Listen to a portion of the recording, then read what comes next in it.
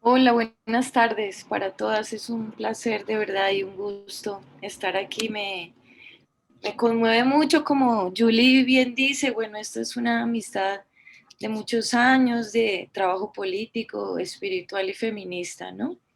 Eh, yo pues espero, digamos, ofrecerles una reflexión que, como bien dice Julie, está inacabada, digamos, hace parte, esto es un bracito un poco de la tesis doctoral que se concretó mucho más fuerte en mis inquietudes con respecto a la enfermedad. Les comparto, digamos, este bracito de esta reflexión que va a seguir nutriéndose y que espero pues les dé a ustedes algo bonito esta tarde, ¿no? En medio de esta convulsionante realidad. Entonces, pues gracias. Pues digamos que inicialmente esta reflexión la he titulado Sentir la enfermedad en la escritura, traer un sentimiento mudo a la palabra.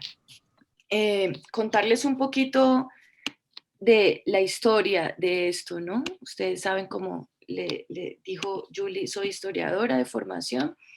Entonces, primero que todo, contarles que esta reflexión y esta investigación surge a partir de vivir la experiencia de enfermar, ¿no? Eh, Me han llamado mucho la atención desde siempre eso, las enfermedades que hemos considerado misteriosas, enmarcadas en palabras como nervios, melancolía, histeria, locura, depresión. Misteriosas digo porque no se pueden explicar fácilmente y hay muchas perspectivas, muchos lugares desde donde se interpreta, se mira, se analiza, ¿no? Digamos que otro de los móviles es la necesidad de ver desde muchas perspectivas el fenómeno de enfermar. Me ha inquietado siempre mucho por, como les digo, mi experiencia, descargar eh, eh, la responsabilidad individual que la enfermedad, digamos, trae consigo, ¿no? Socialmente. Alrededor de la enfermedad existe, bueno, la idea un poco que es un asunto de carácter individual, ¿no? Entonces me interesa un poco cómo hablar de la enfermedad para colectivizar y pensarla de manera colectiva y social, ¿no? Tanto sus explicaciones y el análisis que podemos hacer de ella. Inicialmente mi pregunta fue, ¿dónde puedo encontrar o conocer las experiencias de las mujeres alrededor de la enfermedad? ¿No? Como historiadora estaba interesada en hacer una historia de fenómenos que en realidad hablaran o remitieran a las experiencias de las mujeres, no a los grandes acontecimientos. Me había formado en una academia de grandes acontecimientos, de reconocer la guerra, de reconocer los grandes nombres, y sentía que no me decía nada, digamos, ¿no? Ni de mi experiencia ni la experiencia más humana. Eh, Perdón, vale. Digamos que de alguna manera esta reflexión, esta teóloga ha sido muy importante para mí. Es una mujer que también ha pensado la historia, se llama Antonieta Potente, y ella dice, ciertamente es más fácil leer la historia y el camino de los pueblos desde los acontecimientos narrados o relatados por los que se han pensado de los oficiales del destino de los pueblos y de sus culturas, ¿no? Desde esta perspectiva la historia se convierte en fechas, en años, en nombres de héroes, en tratados y en lugares conquistados. En este sentido, la historia es un teatro en que se desarrolla toda una trama cuya luz emerge solo en el presente. Eh, ¿Por qué este tipo de enfermedades? ¿No? La palabra nervios se ha usado frecuentemente y se refiere a un sinnúmero de estados mentales y físicos, como seguramente ustedes lo reconocen, ¿no? Son enfermedades que no tienen necesariamente una correspondencia con un daño en un órgano, aunque pueden manifestarse en aspectos físicos. Permítame en un segundo, necesito quitar esto. Perfecto. Estas palabras tienen que ver con la historia de las mujeres y no solo con la historia corporal, sino que están enlazadas con aspectos culturales y médicos. Esto me interesaba mucho, ¿no? De una u otra manera comprendía que acercarme a estos aspectos era complicado y no podía hacerlo como me lo habían enseñado en la universidad, ¿no? Las grandes clases de teoría y metodología de la historia no me enseñaban a pensar los acontecimientos más humanos, ¿no? El otro día hablábamos con Clara y decíamos, bueno, la comida que es un acontecimiento tan importante para la humanidad, justamente porque lo hacemos, nos mantiene, es nuestra vida, ¿no? No es un aspecto, es un tema que ha sido relegado por la historia, es un tema menor, digamos, en el ejercicio de hacer historia. Entonces, ¿por qué? Porque algunos temas no nos importan y cuáles realmente nos importan y cuáles nos aportan, ¿no? Entonces, en esta indagación, de una u otra manera, comprendí que en la literatura podía conocer lo que sentían las mujeres y dejar de prestar tanta atención a lo que los médicos plantearon sobre las enfermedades de las mujeres. Si pensamos en algo de historia referido exclusivamente un poco al tema médico, pues vamos a pensar, por ejemplo, en Hipócrates, en la Grecia clásica, que al referirse a las enfermedades de las mujeres, dijo que la histeria era una enfermedad del útero. Galeno, en el siglo II posterior, ¿no?, planteó que la histeria era una enfermedad causada por la privación sexual en mujeres. Después, mucho tiempo después, Charcot, en el siglo XIX, planteó que, siendo un gran investigador del sistema nervioso, dijo que la histeria era un trastorno de carácter neurológico. Después Freud, que seguramente muchas lo han escuchado, ¿no?, para el siglo XIX y principios del XX, dijo que la histeria era el síntoma de ser mujer. Sin embargo, bueno, Freud, eh, pese a que su teoría lastimó mucho y en parte las interpretaciones que se hicieron de la sexualidad de las mujeres, él se fijó en enfermedades misteriosas, ¿no? En ese tiempo él se preguntaba, él veía que las personas iban de médicos en médicos, ¿no? Y no encontraban respuesta a esos padecimientos que no eran rastreables en el cuerpo. Entonces dice, bueno, yo quisiera ayudar a estas personas, ¿no? Y habla inicialmente de esas enfermedades, de las enfermedades raras, de las misteriosas, de las que no tienen localización. Justamente como en mi ejercicio como historiadora interesada en la historia de la ciencia, pues tuve que acercarme mucho a los médicos, al discurso científico, ¿no? Y llegaba a esta idea, a esta conclusión, las explicaciones de estos médicos alrededor de las enfermedades nerviosas como la histeria nutrieron todo el panorama médico hasta el siglo XX. Ustedes seguramente hasta ahora lo perciben, ¿no? Su influencia fue notable y marcó todo lo que se dijo del cuerpo y la sexualidad de las mujeres, pero queremos quedarnos con estas ideas. Yo no quería quedarme con esas ideas, ¿no? Hablan realmente de las vivencias de las mujeres en el pasado y justamente, y vuelvo a mi experiencia, ¿no? Digamos, en el 2005 tuve un diagnóstico de trastorno de pánico con depresión nerviosa y todo lo que decían los médicos no me explicaba realmente lo que me pasaba, ¿no? Había una descripción, digamos, de lo que acontecía en mi cuerpo físico, pero era una explicación que era aislada totalmente de la vida del alma, de la vida, de mis pensamientos y un poco de todo el proceso que yo venía afrontando respecto del enfermar. Entre esta narración oficial, digamos, y volvamos a la teóloga Antonieta Potente, esta narración oficial pensando en los médicos, ¿no? En esta narración oficial, sin embargo, sobresale, aunque tímidamente, otras historias y otras narraciones, como por ejemplo la de Ruth y la de Tobías, dice ella, ¿no? Dos historias más cotidianas, sin reyes ni reinas, historias pequeñas, y sin embargo profundamente liberadoras y liberadas. Historias de familias, de segadores, en las cuales hay un lugar para un perrito, por ejemplo, dentro de los protagonistas principales y dentro de la trama del sueño divino. Justamente en esa gran trama de la historia, pues yo quería encontrar otros protagonistas, otras protagonistas, y quería pensar en las emociones, en los sentimientos. Y ahí surge también un poco esta pasión, digamos, que se convirtió en una pasión y también en un camino de sanación y de comprensión de lo que me había ocurrido. También en la búsqueda, por supuesto, de integrar el ejercicio académico con la vida, ¿no? No concibo el ejercicio académico y el ejercicio de la investigación sin esta realidad humana, sin nuestra realidad, ¿no?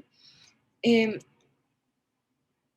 entonces pensé, bueno, ¿dónde voy a encontrar esos otros discursos?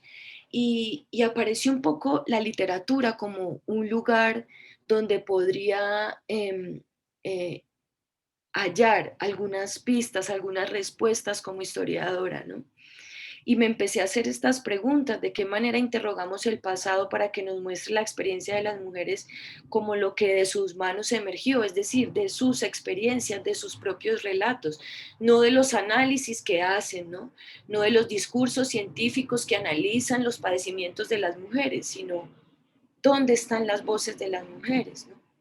Entonces, ¿cómo hacemos de la historia y de su relato una herramienta que nos acerque a la experiencia libre de ser mujeres, a esas otras experiencias que constituyen realmente una historia que aporte a la libertad y a una vida digna en esta tierra, ¿no? ¿Qué tipo de preguntas nos hacemos para no ir al pasado en busca de archivos muertos? Y digo archivos por ser historiadora, que nos transfieren silencios y dejan de lado las experiencias de las mujeres. Claro, cuando yo iba a los archivos, esto era lo que me encontraba. Yo quería encontrar la categoría, el concepto nervios, ¿dónde está? ¿No? Cuando buscaba en los archivos médicos la palabra nervios y todo lo relacionado como ataque de nervios, colapso nervioso, histeria o neurastenia, esta fue una fuente que trabajé para la tesis doctoral, que es la Revista Mexicana de Psiquiatría, Neurología y Medicina Legal. Este fragmento lo extraje para esta exposición para contarles un poco justamente lo que decía. Entonces, cuando se referían a una nerviosa, en este caso particular, un médico en esta revista decía: temperamento normal, imaginación muy viva, es romántica por excelencia y fuertemente impresionable.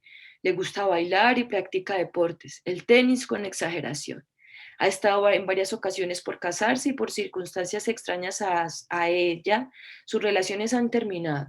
Accesos de ira alternando con los de llanto y en los últimos tomando actitudes teatrales.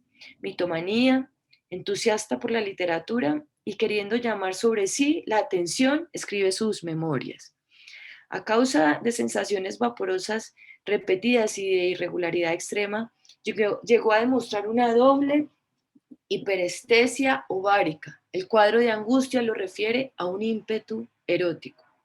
Entonces, como les digo, esta es la lectura de un psiquiatra, de una mujer que va a una consulta.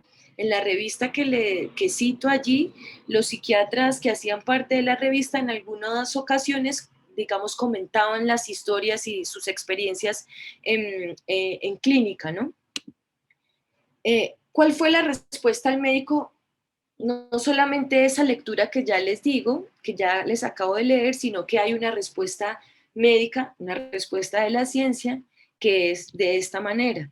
Dice, con autorización de sus padres, le inyecto cada tercer día intramuscular y en la región retrotrocateriana una ampolla de extracto de chais, al que asocio tomando bromuros, entre ellos el de alcanfor y altas dosis. Después de 4 series, pongo 2 cajas de andocrinol y aconsejo baños tibios diarios.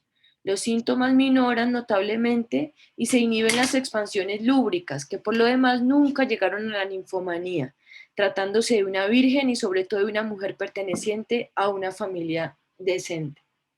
Vale. Si bien algunos médicos del siglo XIX y principios del XX atribuían las enfermedades femeninas a las recién descubiertas, digamos, lesiones cerebrales, que fueron, digamos, un descubrimiento muy importante para la primera mitad del siglo XX, les atribuían, digamos, a esas enfermedades, a las lesiones cerebrales y al sistema nervioso, ¿no? Decían que el sistema nervioso se ponía realmente demasiado tenso. Los ginecólogos hacían énfasis muy fuerte en el papel central desempeñado por los órganos reproductivos, no solo en las enfermedades del cuerpo, sino también en las enfermedades de la mente. Vamos ahorita un poco más adelante en la presentación a volver al tema de la ninfomanía. Vale.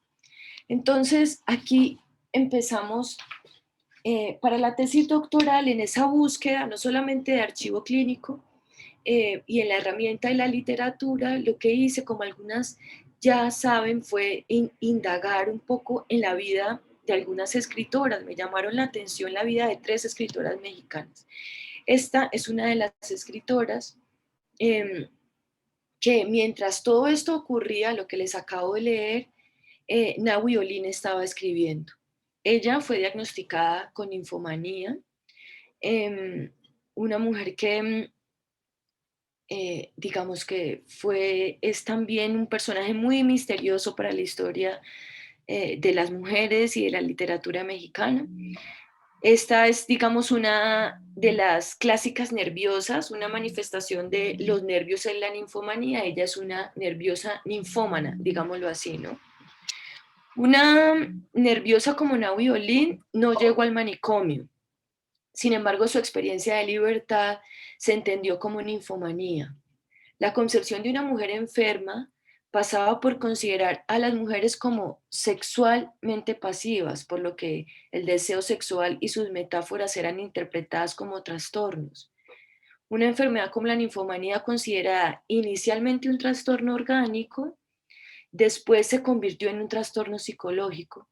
Circundó en este caso la vida de Nahui Olin, ¿no?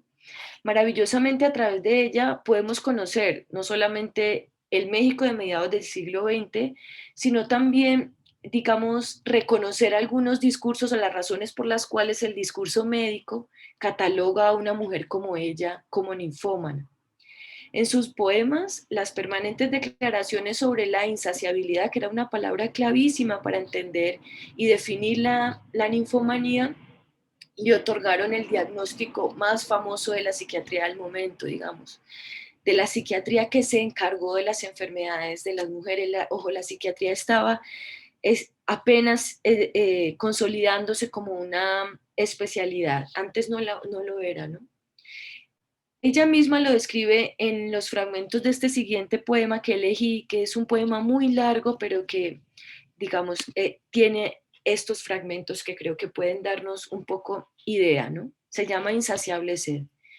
Mi espíritu y mi cuerpo tienen siempre loca sed de esos mundos nuevos que voy creando sin cesar, y de las cosas, y de los elementos, y de los seres que tienen siempre nuevas fases, bajo la influencia de mi espíritu y mi cuerpo que tienen siempre loca sed. Inagotable sed de inquietud creadora, que juega con los mundos nuevos que voy creando sin cesar, y con las cosas que son una y que son mil. Y en vano, en esos mundos nuevos que voy creando sin cesar, en las cosas, en los elementos, en los seres, les propaga voluptuosamente caricias de apreciación exterior, las penetra, las palpa en su carnosidad y las muerde hasta beber su sangre, sin conseguir más que una grande locura de insaciable sed. Y mi espíritu y mi cuerpo tienen siempre loca sed.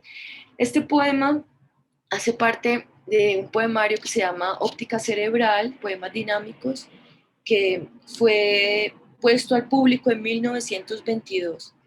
En este momento, bueno, se vivía la gran vanguardia de la literatura mexicana. Uno de los grandes representantes de esa vanguardia fue Salvador Novo, quien dijo, refiriéndose a Nahui, que era un caso incurable de furor uterino, ¿no? El furor uterino fue un concepto que usó Hipócrates, digamos que se usó en la medicina clásica y que pese a la apertura del gran siglo XX y a los extraordinarios años 20, pues no, la vanguardia, por decirlo así, no llegó a, a- a- a tocar un poco la vida o las interpretaciones que hacía la sociedad de la vida y del ser y estar de las mujeres, ¿no? digamos que la indiscutible relación que tiene este poema con varios elementos, se puede decir, por ejemplo, que el concepto de insaciable e insaciabilidad, como les digo, que definió a la ninfomanía, también puede tocarse en algunos momentos con la mística, ¿no? Por ejemplo, el elemento de la fusión con los asuntos, con la naturaleza, con las cosas, con los seres, ¿no? Al mismo tiempo que habla de la creación, habla del espíritu, al mismo tiempo que habla, digamos, de las cosas, de la sangre, del cuerpo, de estos sentimientos como la sed, como la piel, ¿no? Están componiendo el verso permanentemente. Es un poema un poco más largo, pero digamos que ahí se concentra, ¿no? También describe como la experiencia vital de esta mujer, ¿no? Una mujer que, que su experiencia vital está compuesta por el deseo y el placer, y el deseo no asociado exclusivamente, por supuesto, a lo sexual y a lo erótico, y también, ¿no? Pero también hay un deseo de conocimiento, un deseo de transformación de la vida, de su vida, un deseo de escribir, ¿no? Y el placer justamente que le produce eso. Y lo digo porque he podido acercarme a todo su trabajo poético, ¿no? Entonces el deseo es una palabra que aparece permanentemente y que se configura de muchas maneras y está a muchos niveles, ¿no? Pero ustedes dirán y ustedes juzgarán, ¿habla este poema de una enfermedad? Vale, ¿no? Entonces, la ninfomanía, ay, vale, la ninfomanía aparece como enfermedad, ¿no? Y es relativamente moderna como enfermedad, ¿no? Pero sus raíces, como les decía, son antiguas y llegan hasta Galeno, a ese médico griego antiguo, ¿no? Y es el mismo furor uterino del que habla Salvador Novo a principios del siglo XX. En el tiempo de Galeno, digamos que la asociación con la ninfomanía tenía que ver un poco con, o la asociaban con las viudas jóvenes, con mujeres que se quedaban jóvenes, se quedaban viudas muy jóvenes que tenían, digamos, un corte en su vida sexual.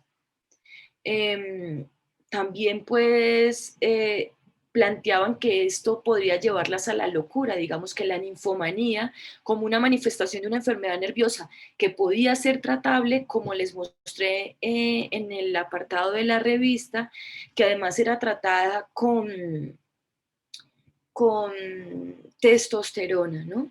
También aquí voy a detenerme un momentico y espero no cansarlas con este tema de la ciencia, pero como que ayuda a ubicar un poco justamente cómo se ha construido la enfermedad y cómo también nos devuelven un concepto de enfermedad sin ser pasado por la experiencia. Entonces, digamos que la ninfomanía entonces se considera una enfermedad orgánica que luego devino en trastorno psicológico, como les estaba planteando. Pero también los nervios se asociaron con mujeres que creían en sí mismas, ¿no? La melomanía, por ejemplo, era una idea muy asociada con la enfermedad nerviosa. ¿Y qué es la melomanía, no? Es como una mujer que está segura de sí. La psiquiatría decía, ¿no? No es posible que haya un equilibrio en alguien que se adule permanentemente, ¿no? En algunos casos se le atribuyó bueno, como les decía, la megalomanía, perdón, como diagnóstico. El concepto de nervios, por su característica polisémica, también se asoció con la vida del alma, con la espiritualidad y con la mística. Es muy importante decirles que rastrear el concepto nervios ha sido muy complicado, sobre todo cuando se inscribe como en esos ejercicios académicos a veces tan cuadriculados, ¿no? Justamente yo me enfrenté, todos los profesores me decían, bueno, pero ¿qué son los nervios? ¿Qué son los nervios? Y la respuesta, digamos, después de hacer la tesis doctoral es que los nervios son muchas cosas y que es un concepto polisémico y que justamente nos lo encontramos en la primera mitad del siglo XX caracterizando enfermedades. Digamos, usted puede ver que muchas enfermedades psiquiátricas pueden caracterizarse o decirse tiene manifestaciones nerviosas, pero también es un cuadro mismo de enfermedad. Eh, Aquí les quiero presentar a otra de las escritoras que trabajé, que se llama Guadalupe Amor, conocida como Pita Amor, que vivió entre 1918 y el 2000, una gran poeta también, maravillosa poeta, eh, digamos que se pudo plantear y se planteó en México que Pita Amor estaba loca, ¿no? Y que ella en sus poemas cuenta que padecía de pánicos nocturnos. También tenía muchos choques, sobre todo al final de su vida con la gente. Tenía muchos problemas con la gente, más que con la comunicación, digamos que pues era una mujer muy sincera, muy abierta, ¿no? De una autenticidad impresionante, ¿no?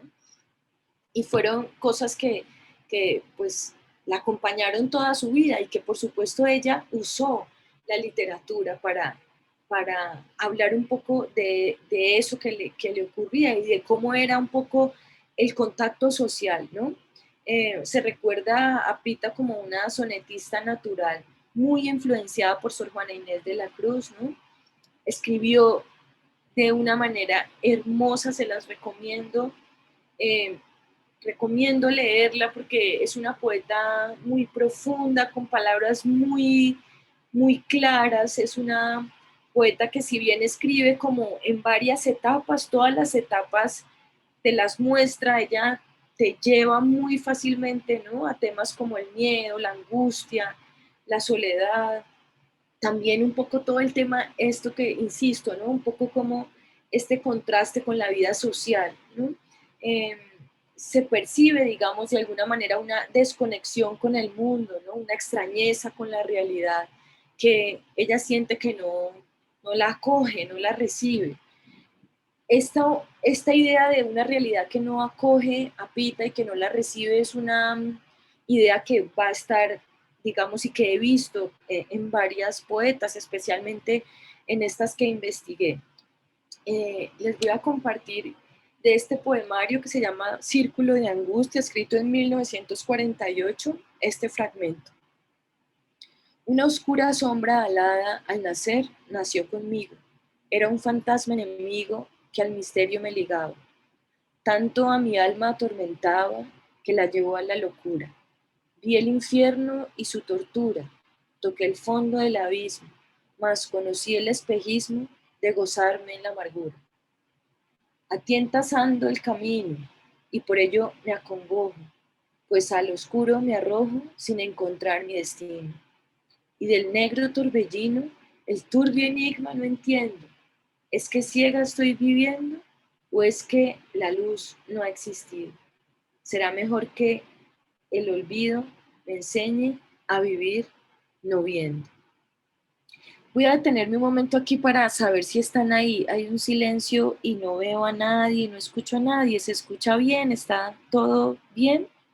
Sí, Carolina, se está escucha muy perfecto. bien. Bien, Bien. bien, Carolina, muy bien. Muchas gracias. Ese Gracias. poema me remite mucho a Sor Juana. Ese lenguaje y esa cadencia es muy Sor Juana. Exacto, Ana. Ella fue justamente, ¿no? En el tiempo en el que Pita Amor estaba a la vanguardia y había un rechazo muy fuerte al soneto, a la décima, ¿no? A la octavilla.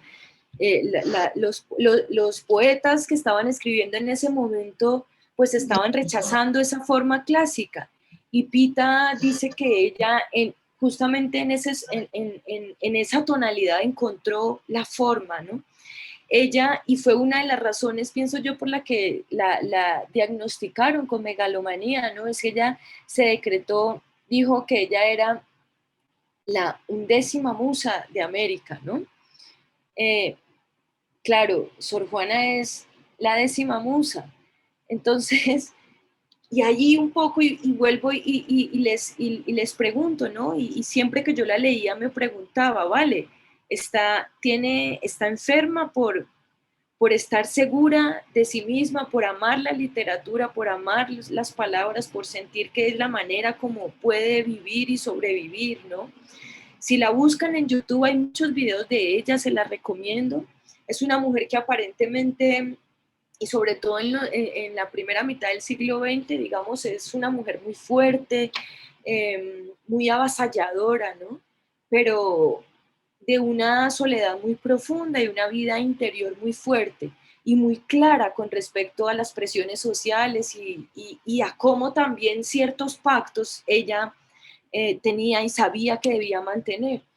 Este es uno de mis poemarios favoritos y también, y me devuelvo al tema un poco de catalogada como nerviosa, ¿no? Guadalupe, amor, pita, amor, y también pensando en que los nervios tienen mucho que ver, según la medicina, por supuesto, con la mística, ¿no? Y el contacto con lo indecible, con el misterio. Les voy a leer, con este fragmento es un poquito más largo también, pero este es un extracto también que refleja mucho lo que es este poemario, que es hermoso.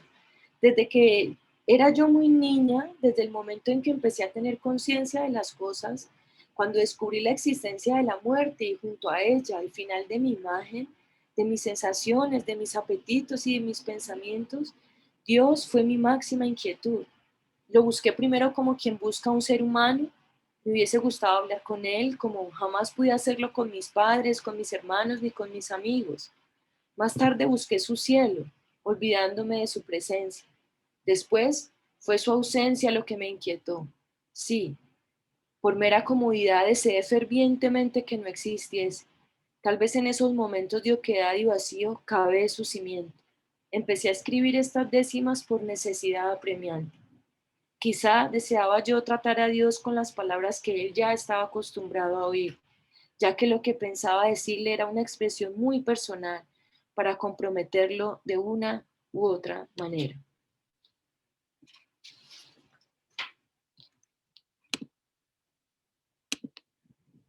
Bueno, ¿qué es pensar y sentir la tristeza y pensarlo como tema para hacer una tesis doctoral en la Facultad de Medicina, ¿no? ¿Cómo, cómo hacer cómo validar otros temas y unos temas que nos sean más cercanos, más, por supuesto, que nos refieran a nuestra genealogía, a nuestra historia, a la historia de las mujeres, que es especialmente la que me interesa, ¿no? ¿Por qué un colapso nervioso? Entonces, bueno, digamos que como les venía contando a través de la literatura, pude comprender qué significaba para algunas mujeres del pasado estar nerviosa, enfermar de los nervios. También comprendí cuáles eran algunas de las razones por las que se padecían enfermedades de la mente, como se les dijo en algún momento, y por qué principalmente eran las mujeres las que las vivían, ¿no? Antonieta Rivas Mercado, que fue otra de las escritoras que trabajé para la tesis, vivió entre 1900 y 1931, también mexicana. Es un caso emblemático de una escritora que tuvo al menos 2 internamientos manicomiales. Una mujer que para mí en los textos que conocí de ella expresó la ambivalencia que le producía ser madre, esposa y escritora, ¿no? Ojo, y digo como ambivalencia, que una ambivalencia que fue interpuesta, es decir, esta ambivalencia, esta supuesta, bueno, digamos, no supuesta, pero esta escisión, ¿no? Digamos, como esta sensación de estar partidas en varios pedazos, ¿no? Y que no podemos y no se pueden conjuntar, ¿no? Y estrechar esas diferentes expresiones que somos, ¿no? En este Antonieta, ser madre, ser esposa, ser escritora y ser una mujer libre, ¿no? Entonces es una ambivalencia, como les decía, expresada por la sociedad, una sociedad de principios del siglo XX que dice esas 3 cosas no van bien juntas, ¿no? Usted no puede ser mamá y puede ser escritora. Usted no puede ser una mujer libre y una mujer intelectual si además tiene un hijo pequeño, ¿no? Entonces, justamente, ¿no? Esta idea, esta decisión que le presenta la sociedad y que le devuelve la sociedad a Antonieta, es una de las razones por las cuales Antonieta enferma y decide suicidarse en 1931 con un disparo en el pecho. Es impresionante el suicidio de Antonieta Rivas Mercado. Ella se suicidó en la Catedral de Notre Dame, ¿no? Es como muchas personas que la han investigado han dicho que su suicidio es pues teatral, ¿no? Y, y se han concentrado mucho un poco algunas personas en juzgar, ¿no? Un poco el tema del suicidio, que yo no me detengo mucho en el tema del suicidio, aunque como ustedes saben, el tema del suicidio también hace parte de la genealogía de las mujeres. Eh, es, es una presencia, y es una presencia de la que debemos hablar, ¿no? Y es una presencia a la que yo me he enfrentado no de manera vergonzosa, no como no necesariamente, digamos, como una derrota.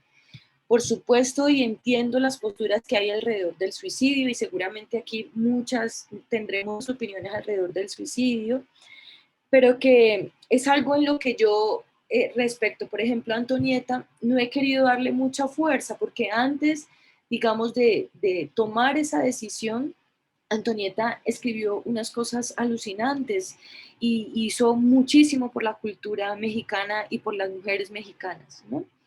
Y por nosotras, por las mujeres latinoamericanas, por la genealogía de nuestro pensamiento. Eh, para volver un poco a esta idea de la decisión, ¿no? La escritora, la madre, la intelectual, ¿no? Entonces hay, en la primera mitad del siglo XX y finales del siglo XIX, hay una figura arquetípica que es el ángel del hogar, ¿no? El ángel del hogar es una figura muy estudiada por las historiadoras. En Colombia hay excelentes historiadoras que han hecho trabajos muy buenos alrededor de esta figura. Digamos que el ángel del hogar fue la figura arquetípica para las mujeres a principios del siglo XX. Es una figura que condensaba la idea de una mujer encargada de forjar los nuevos ciudadanos, ¿no? Digamos que estamos hablando de esta construcción de los grandes estados, digamos de estas naciones fortalecidas en América Latina, ¿no? Entonces, el ángel del hogar es esa ama de casa, digamos, como la conocemos posteriormente, ¿no? Digamos que era la que daba orden, era la que daba reglas en el hogar, era la que, digamos, explicaba y tenía muy claro los límites de la vida privada, la vida pública, ¿no? Em, Era también la que planteaba las reglamentaciones morales y en algunos casos, por supuesto, las reglamentaciones religiosas al interior de la familia, ¿no? Entonces, el ángel del hogar aplacaba las ambiciones de las mujeres por alejarse de las etiquetas femeninas. Tomada, tomaba su bestia negra, aquella que lleva adentro, colmando todo su deseo. A ver, esto parece enredado, pero se los voy a explicar. Y es que Freud planteó que el útero se llamaba, lo distinguió como la bestia negra. ¿Y por qué le dijo la bestia negra Freud al útero? Porque el útero, decían, era el único órgano que tenía movimiento propio, ¿no? Entonces, justamente para ese discurso médico, el útero entonces era el responsable de cantidad de enfermedades en las mujeres, porque era incontrolable, ¿no? Digamos que estaba allí moviéndose y era como un animal, ¿no? Así justamente se le llamaba, se le decía. Entonces, digamos que la figura arquetípica del ángel del hogar era la que controlaría esa bestia negra, esa figura de ese útero en movimiento, ese útero que podría producir ninfomanía, como lo vieron, ¿no? En el caso que les presenté. Esto pensado por los médicos, ¿no? En esta decisión del cuerpo de las mujeres, ¿no? De nuestro cuerpo como un cuerpo naturalmente enfermo. Entonces, eh, eh, el ángel del hogar tenía que justamente apropiarse de todas estas normatividades, ¿no? Y todos estos discursos morales para mantener su bestia negra calmada, ¿no? Eh, claro, es una figura que no nos gusta, ni por bestia, y además por esa, digamos, esa forma de llamar negra a algo que por supuesto que no tiene nada que ver con la maldad y que lo negro no tiene nada que ver con la maldad. Y vuelvo y les pregunto, ¿no? Son los médicos los que han determinado no solamente estos nombres y estas etiquetas que cuando se nos devuelven en los discursos nos realmente son lejanos a nosotras, pero que es lo que tenemos, ¿no? Alrededor para supuestamente explicarnos lo que nos pasa. Para Didi Huberman existe una fuerte similitud entre el burdel y el asilo, el manicomio. Así, la prostituta y la histérica eran manifestaciones de la misma feminidad enferma. Claro, son estas dos figuras, ¿no? Tratemos de pensar en el burdel, en una mujer en situación de prostitución, a quien está dominada por la bestia negra, como lo dijo Freud, y la mujer loca que está en el asilo, ¿no? O la mujer histérica, según Didi Huberman, ¿no? Entonces, estas dos figuras son exactamente lo mismo, por decirlo de alguna manera. Las dos están enfermas porque, claro, son mujeres, pero además porque hay un dominio de su útero, ¿no? La prostituta que no se puede controlar, digamos, porque es ninfómana, en muchos casos, relacionando la prostitución con la ninfomanía, y la histeria también porque está controlada por el útero. Mientras que la loca de mente era recluida en el manicomio, la enferma de nervios se recluía en la casa, ¿no?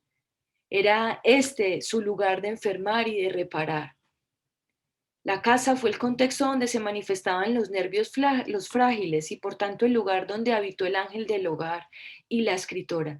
Entonces pensemos que el ángel del hogar y la escritora están muy cerca, ¿no? Parece entonces que vuelve y se nos impone desde el discurso médico una idea de una propensión a la enfermedad, ¿no? Entonces, pero pensemos en esa decisión y volvamos a la idea de Antonieta, y tal vez fue eso lo que vivió Antonieta Rivas Mercado, ¿no? El secreto de la grandeza de Antonieta, quien sufría, pero escribía, creaba, y en la formulación literaria de sus emociones lograba movilizar cierta quietud en ella misma que luego rechazaba. Claro, a ella le exigían una quietud y en la literatura, en lo que escribía, esa quietud no la sentía, justamente porque tenía una producción permanente, ¿no? De textos, de cuentos, de escritos políticos, ¿no? Con sus personajes femeninos, la escritora expulsaba el dolor de sí para compartirlo y manifestar lo injusto del sufrimiento a causa de su destino sexual. Para explicar el significado de la cárcel sentimental e intelectual, Antonieta se valió de sus diversos relatos y de esta forma evitar paralizarse por la realidad contra la que ella luchaba incansablemente. Este, este es un libro que salió hace muy poco, son 2 tomos, que recoge y recopila un poco la vida y la obra de Antonieta. Este es un fragmento del cuento que se llama Una espía de buena voluntad, que para mí refleja mucho lo que Antonieta sentía, ¿no? Este es su personaje hablando. Han pretendido cortarme del mundo en esta celda, pero el mundo está en mi mano, en el mapa que siguieron las huestes de Roma, en el avión acerado que brilla como moneda del sol y que cierra su ruta sobre el universo. Llevo en mi mano cerrada el ritmo preso, en mi mano abierta la fe divina, en mi corazón prendido, monte Sinaí, el altar de Dios, ese gran jugador. Me tienen preso, pero espero que el mundo se reduzca y sea simultáneo ante mis ojos. París, Constantinopla, Tokio, Buenos Aires. Así que los muros de esta celda contengan el universo y sea el confín lejano. Entonces, espía de buena voluntad, tendré que escudriñar sola en mi espíritu inmenso.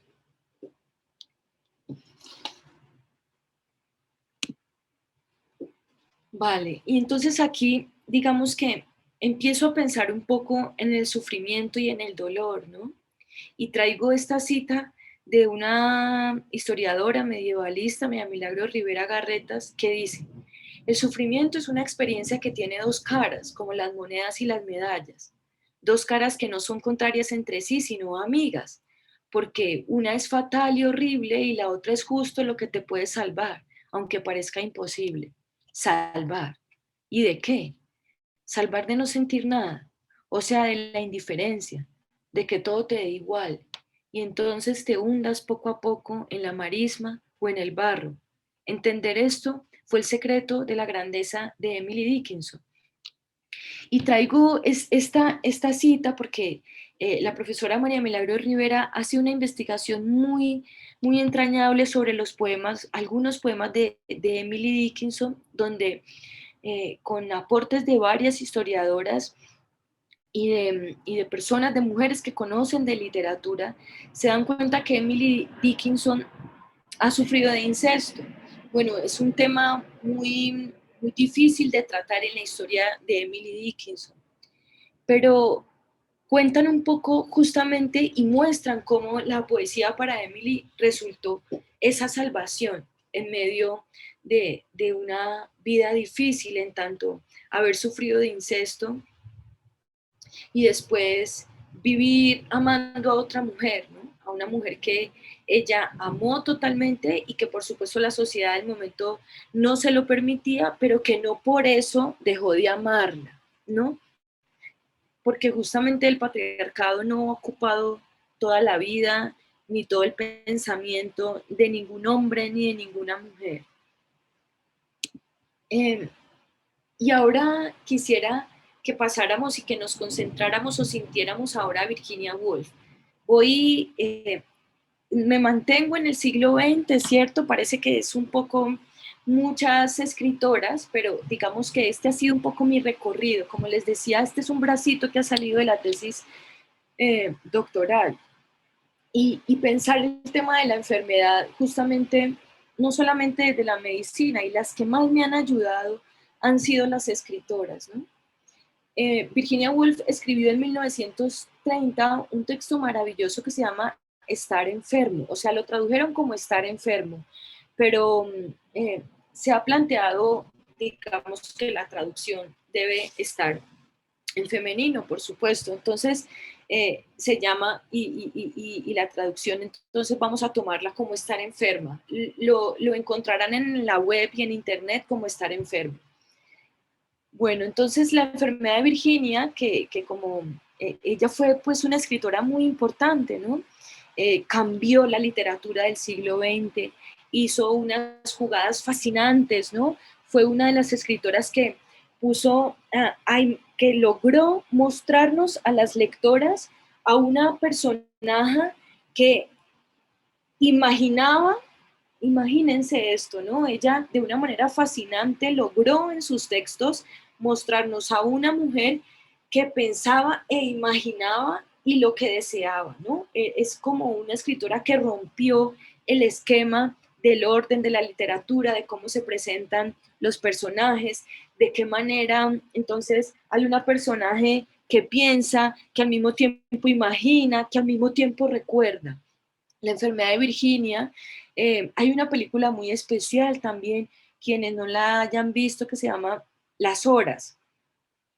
Ahorita no recuerdo de quién es la dirección, está en internet, creo que está en el YouTube y la pueden ver y ahí pueden conocer un poquito más de esta maravillosa escritora y allí muestran un poco cómo fue vivir esta enfermedad. Virginia Woolf fue diagnosticada con melancolía y depresión maníaca y digamos que pues esto fue parte importantísima de su obra, ¿no? No hubo separación entre su yo enferma y su yo de escritora. De ahí que se considere que su obra no puede ser comprendida sin el matiz de su experiencia corporal. Ella no lo dice todo el tiempo, ¿no? Sin esa sensibilidad no podemos leerla con fluidez a Virginia. Ella en este texto, Estar enferma, dice, ay, confesémoslo, y la enfermedad es el gran confesionario, una franqueza infantil en la enfermedad.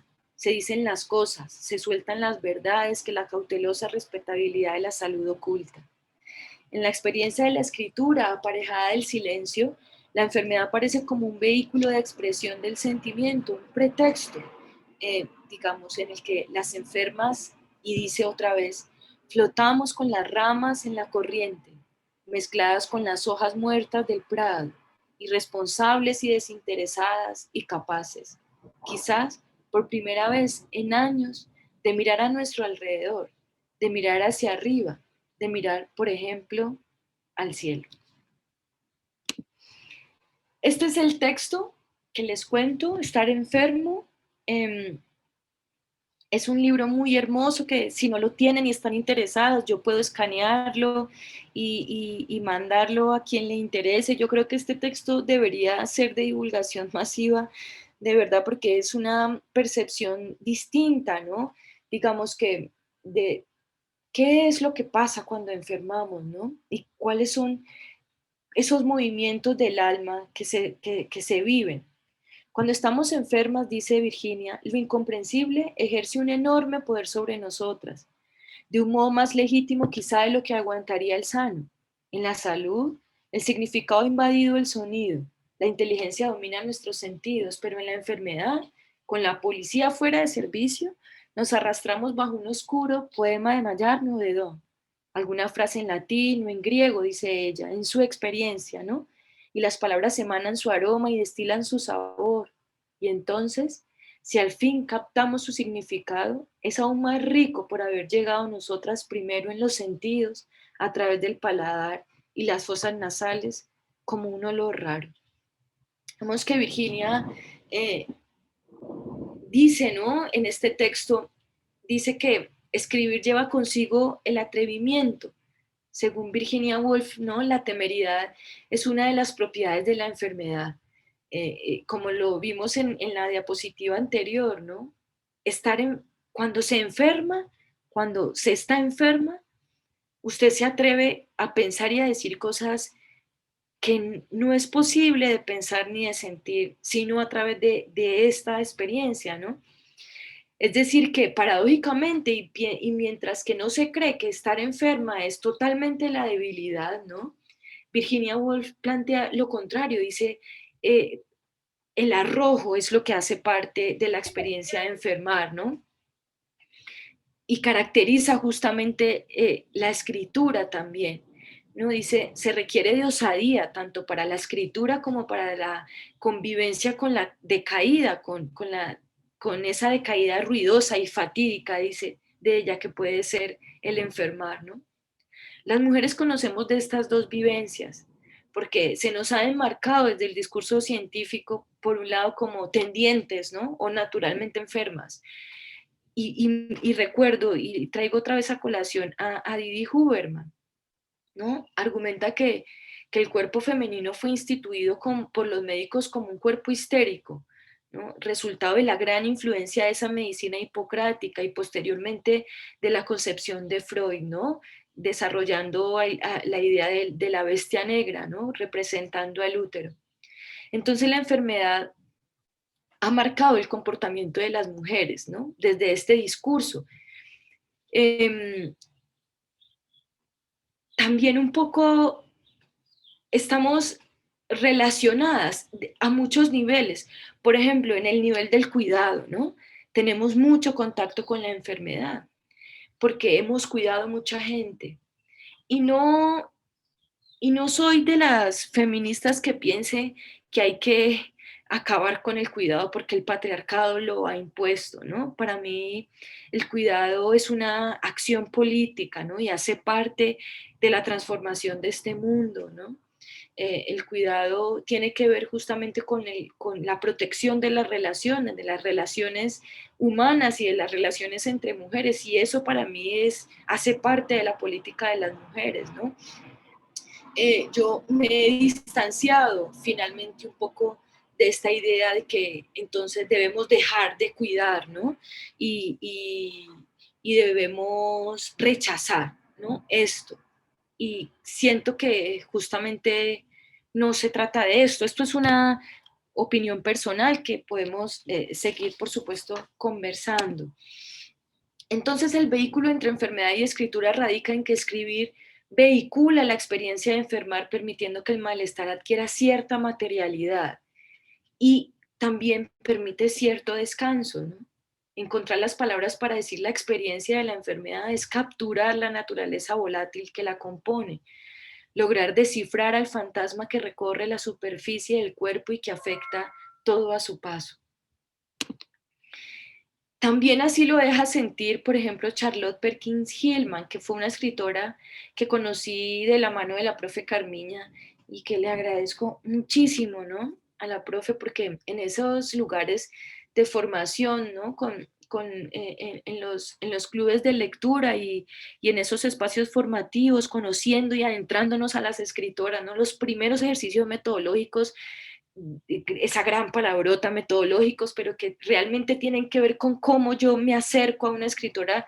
Los conocí por parte del Centro Cultural Tejiendo Sororidades, ¿no? Fue lo que empleé en mi tesis doctoral. Es lo que nos sirve para hacer investigaciones de verdad entrañables, ¿no? El empapelado amarillo o el papel amarillo que también han traducido en 1892, también finales siglo XIX, ¿no? Dice ella, pienso que si por lo menos me sintiera bien para escribir un poco, podría descargar la tensión nerviosa que este tropel de ideas me causa. Ella, en el empapelado amarillo, esta escritora habla de la crisis, de una crisis nerviosa posparto, ¿no? De esa depresión que algunas mujeres sienten después de parir.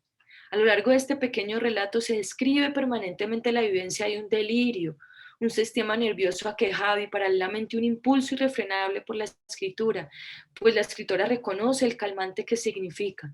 No sé por qué tengo que escribir esto, dice ella, ¿no? Y miren esta paradoja tan interesante, mientras que el médico de la revista de psiquiatría dice, tiene comportamientos de megalomanía y de no recuerdo bien por escribir sus memorias, ¿no? Un diario está siendo interpretado como un ejercicio de estar enferma, como una expresión de la enfermedad, ¿no? Dice ella, no quiero, no me siento capaz y sé que John lo considerará absurdo. Vuelve, John es su esposo que al mismo tiempo es médico, pero debo decir de alguna manera lo que siento y pienso y me causa tanto alivio, ¿no? Dice la escritora. Y volvemos a poner esos dos contrastes, esas dos, la voz de los que dicen y nuestra experiencia. De esta manera conocemos la relación que mujeres escritoras establecen con la escritura por razones que incluyen la enfermedad, el sufrimiento o la confusión mental, por ejemplo, en el caso de Charlotte Perkins Gilman, ¿no? En las palabras escritas se halla la apertura total, el abandono del dominio pretendido frente a la vida. De esta experiencia, las poetas han dicho mucho y recalcado una y otra vez la escritura, y antes o con ella la voz como el terreno de la salvación. Aquí este fragmento de esta gran escritora Alfonsina Storni, ¿no? En la inquietud del Rosal en 1962. Entonces hablo para sentir que existo, porque si no hablara mi lengua se paralizaría y mi corazón dejaría de latir. Toda yo me secaría deslumbrada, ¿no? Es un poco lo que significa poder escribir. Y no se trata, y las poetas no hablan justamente de escribir de una manera elocuente, de una manera, ¿no? Como porque también es eso, que los hombres también nos han dicho que es que los poemas correctos se escriben de esta y de esta manera, ¿no? Pero en el diario, en la memoria, en el pequeño papel, en el papel que tenemos al lado, no existe ninguna vigilancia, ¿no? Y esos son los lugares que estas poetas han logrado proteger y donde han podido sanar y comprender lo que les ocurre, lo que ocurre a su cuerpo, ¿no? Y aquí voy a entrar, digamos, a esta gran escritora y fascinante mujer, Teresa de Cartagena, que sé perfectamente que en el Centro Tejiendo Sororidades la conocen mucho más que yo, ¿no? Yo la conocí a Teresa de Cartagena justamente buscando información sobre la enfermedad, cómo interpreto la enfermedad, de una manera que me libere a mí un poco más. No quiero sentir más que fui yo la responsable de que me dieran los ataques de pánico, soy yo la responsable de que padezca o tenga o viva con agorafobia en muchos momentos de mi vida, ¿no? ¿Qué pasa? Bueno, Teresa de Cartagena, en la Arboleda de los Enfermos, que es una obra que hace parte del género de las consolaciones, ¿no?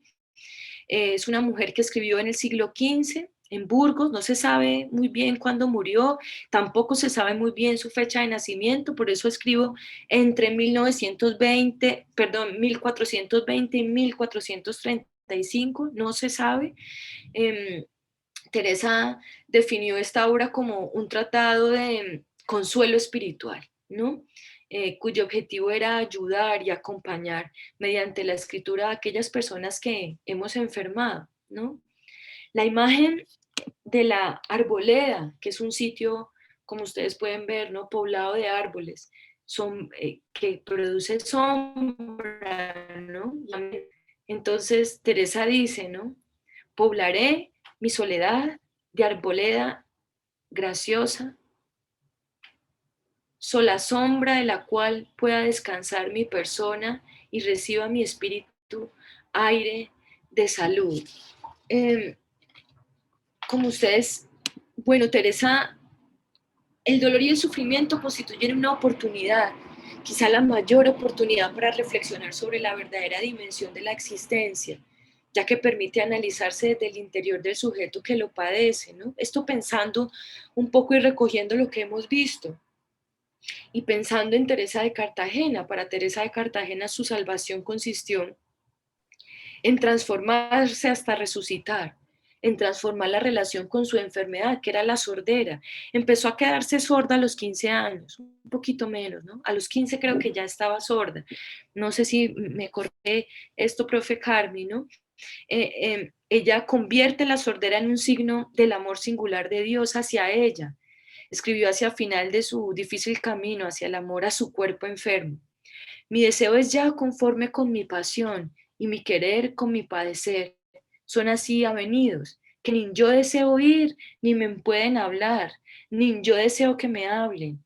Las que llaman pasiones ahora o agora, las llamo resurrecciones. ¿No? Es un poco esta otra idea de cómo también para las místicas, esta gran mística es la primera mística en lengua castellana, ¿no? Teresa de Cartagena, vivió y cómo ella considera, ¿no? Eh, que la experiencia de enfermar fue una experiencia que no solamente la acercó, digamos, a su ejercicio espiritual, a la divina presencia, ¿no? Sino que además le ayudó a comprender muchos aspectos de la vida y que además transmitió a sus compañeras de orden, y dejó este libro maravilloso, este tratado, por decirlo así, esta obra, que es una obra, como les decía, del género de las consolaciones, ¿no? Y en este momento no sé por qué se me viene a la cabeza, yo también he estado muy interesada en investigar las lágrimas, ¿no? Me llama mucho la atención y sé que existe el don de lágrimas, ¿no? Y entonces, justamente, que es un don que la divina presencia, que Dios ha dejado a los seres humanos en la tierra para que nos consolemos, ¿no? En circunstancias como la enfermedad, ¿no? Justamente las lágrimas desempeñan también y acompañan ejercicios de escritura y tienen que ver con eso, ¿no? Con un ejercicio de consolación. El contacto con el dolor y la percepción alrededor de él tiene innumerables salidas, ¿no? Para algunas personas es invivible, es inexplicable, ¿no? Para otras resulta ser un motivo de fuga y de evasión permanente, para otras es un castigo, para otras es una vivencia insoportable. También, por supuesto, porque la enfermedad se siente, ¿no? En el cuerpo se lacera, se detiene, el ritmo cambia, ¿no? Muchas veces el dolor, el sufrimiento, la pena se imponen tanto como el día a la noche, haciendo estas materia viva en nuestra realidad, experiencias explorables que pueden ser integradas a la existencia, dejándoles convivir con la belleza de la creatividad o con sentimientos que de una u otra manera reconectan con la realidad humana. Y aquí quiero contarles de esta mujer maravillosa que conocí estando en la pandemia, al finalizar el año, ¿no? Digamos que, bueno, para mí la pandemia ha sido una experiencia, por supuesto, como para muchas, de mucha soledad, ¿no? Y una soledad que, que no me ha pesado, digamos, una soledad que no es esa soledad que impone y que es lacerante, ¿no? Y, y también en esa soledad, pues, se me acercaron muchas escritoras, ¿no? En esa búsqueda, en esa pensar un poco también en mis padecimientos, ¿no? En los padecimientos de Carolina Narváez. Conocí a Etty Hillesum, ¿no? Una mujer que murió a los 29 años, que condenaron en Auschwitz, ¿no? Eh, eh, digamos que en el diario que ella escribió antes de morir, ella mostró, ¿no?, el paso de un estado interior a la disciplina de escribir. Es decir, es una mujer que se enfrentaba y sabía que iba a morir, ¿no? Sin embargo, ella era enfermera, entonces podía salir y entrar del campo de concentración, hasta que no pudo hacerlo más, por supuesto, ¿no? Es uno de los ejemplos más contundentes de la transfiguración del dolor y la depresión en creatividad, ¿no? Eh, y aquí esta persona, Wanda Tomás, y esta mujer de la librería Mujeres de Milán y de las filósofas de Diotima, en un texto precioso que se llama La inteligencia del corazón, dice esto: el nexo entre depresión y creatividad, subrayado por muchos autores en su caso, en el caso de Etty, se revela especialmente fuerte. Puesta ante sus propios límites y al mismo tiempo obligada a estar en contacto con la realidad traumática, la de la persecución y la de la deportación de los judíos, Etty, en vez de reaccionar con una depresión, moviliza su creatividad para reparar el trauma con el trabajo creativo de la escritura y de la experiencia religiosa. Y dice ella: a veces quisiera refugiarme con todo lo que tengo dentro en un par de palabras, pero todavía no existen palabras que me quieran hospedar. Así es, precisamente. Yo estoy buscando un techo que me resguarde, pero tendré que construirme una casa, piedra por piedra. Como todos buscan una casa, un refugio, yo busco para mí un par de palabras. Bueno, Qué belleza, digamos ¿no? que sí, hermoso. Un sinnúmero de mujeres entonces escriben o escribieron, no para ser leídas ni siquiera, y menos para ser escuchadas, aunque paradójicamente lo que movilice la escritura sea justamente el deseo de ser escuchadas, pero de ser escuchadas frente a esa vivencia, pensando en la enfermedad, ¿no? Bien lo expresó Pizarnik al decir que la escritura es el intento de desanudar la garganta. Entonces, digamos un poco para ir cerrando, la enfermedad se traduce gracias a las palabras en estas experiencias que les he compartido hoy, ¿no? Para algunas escritoras las palabras son la materialidad del sentimiento y la enfermedad la materia que las produce. Así, entonces la escritura es el instrumento con el cual podemos decir lo indecible, aunque lo indecible está para no ser dicho, ¿no? Pero se intenta y se dice, ¿no? Decir la enfermedad, está justamente en la experiencia de la carne, por decirlo, ¿no? De la piel. Así lo escribió también Alfonsina Storni, ¿no? Cuando dice: mis nervios están locos en las venas, la sangre hierve, líquido de fuego, salta a mis labios, donde finge luego la alegría de todas las verbenas. La escritura como mediación, la he pensado entonces, ¿no? Como mediación para comprender la enfermedad.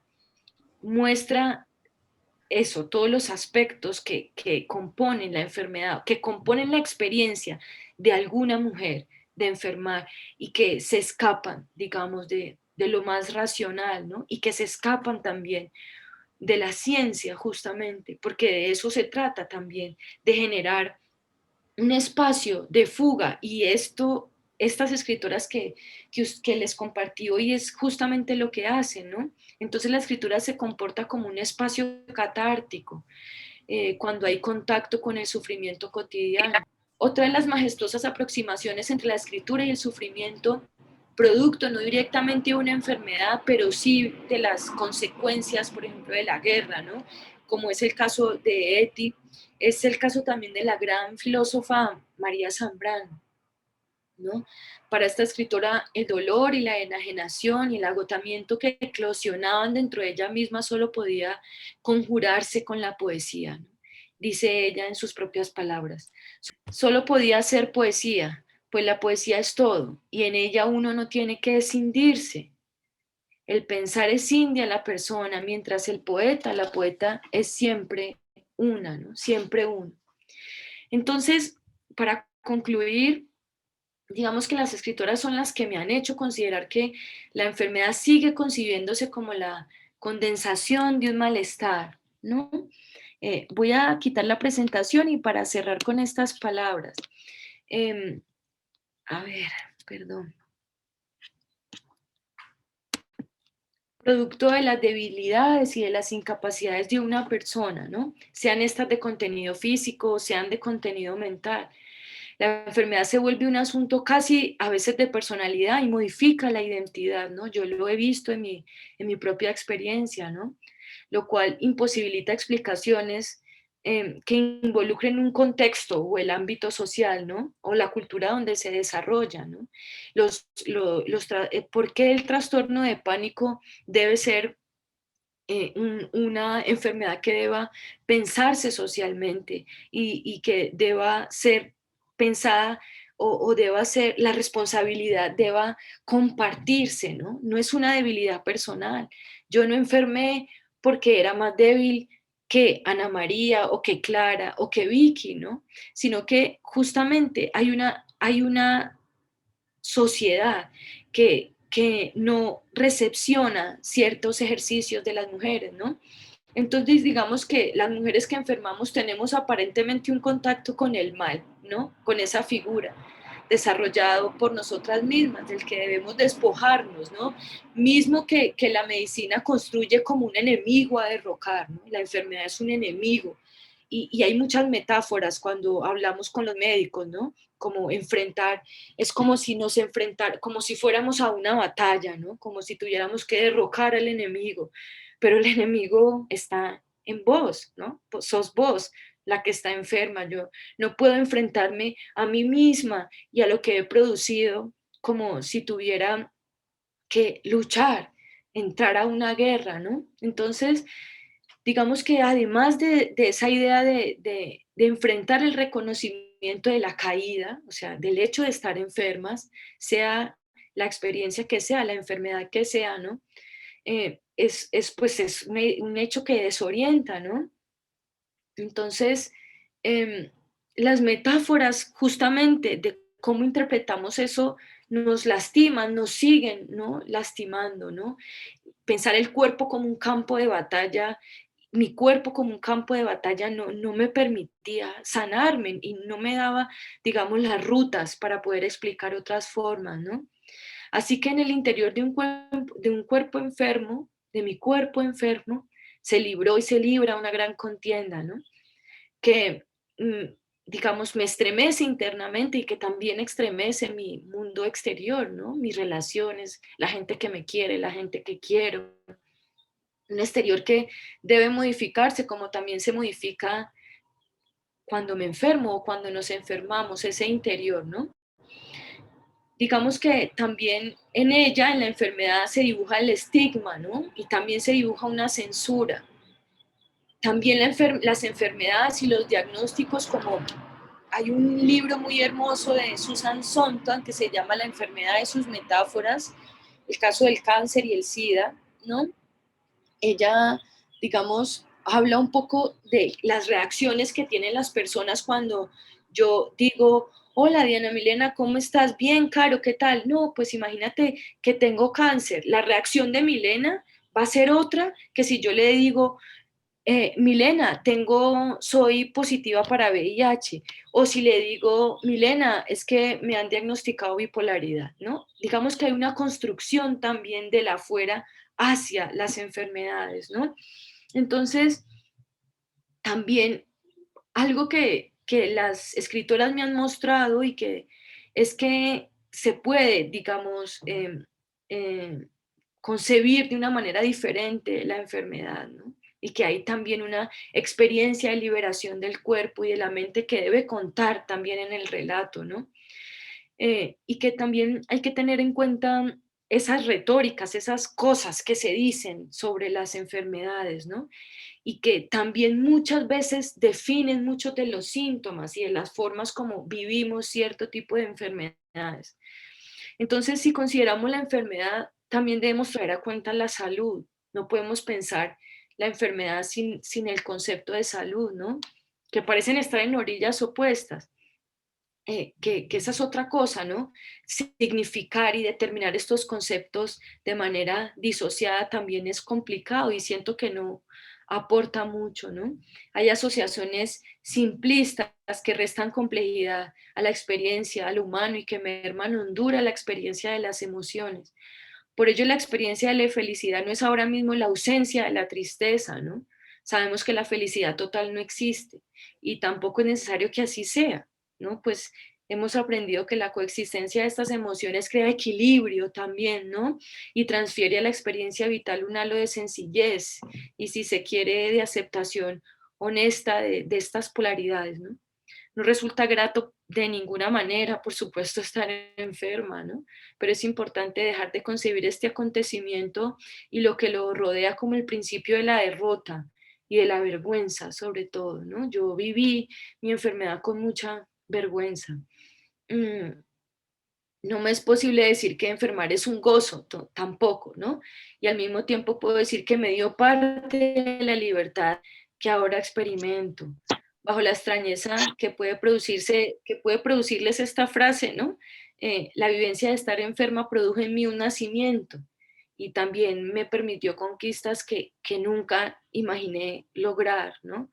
Las palabras de Simone Weil retratan la forma como se explica el dolor y como yo también lo siento cercano, ¿no? Pero sobre todo la sublimación, dice Simone Weil. Cada vez que sufrimos un dolor, podemos decir en verdad que es el universo, el orden y la belleza del mundo, la obediencia de la creación de Dios, lo que nos entra en el cuerpo. ¿Cómo no bendecir con el más tierno reconocimiento al amor que nos envía este don? Bueno, pues aquí doy por finalizada este compartir. Muchas gracias por la paciencia.